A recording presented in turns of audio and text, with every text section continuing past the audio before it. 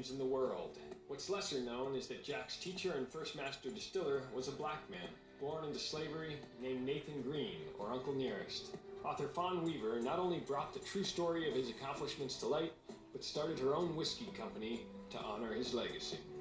I learned of the story. It was on the cover of the New York Times International Edition, and you see the most famous white man, I think, known around the world, Jack Daniel, on a photo, and to his right is an African-American man, and we date that photo somewhere around 1904, and the headline said, Jack Daniel embraces a hidden ingredient, help from a slave.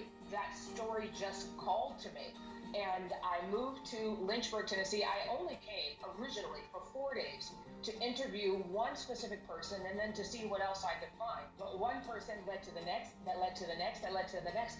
And so I went from 4 days in Lynchburg to essentially never moving back to LA. We pulled documents and artifacts and we brought them all to the home where Jack Daniel grew up, where the distillery where Nearest Green was the head distiller, where that distillery sat. We purchased that 313 acres and all the buildings on it.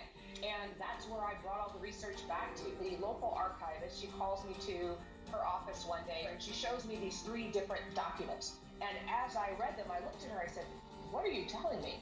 And she said, "Jack Daniel Distillery did not start where we thought it started. It began on your property. The distillery number at that farm was distillery number 7. That meant that he was not just Jack's teacher. That meant that Nearest was Jack's first master distiller."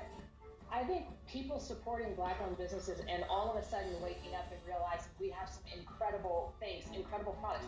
If you take Uncle Nearest, for instance, it's the fastest growing independent American whiskey brand in U.S. history.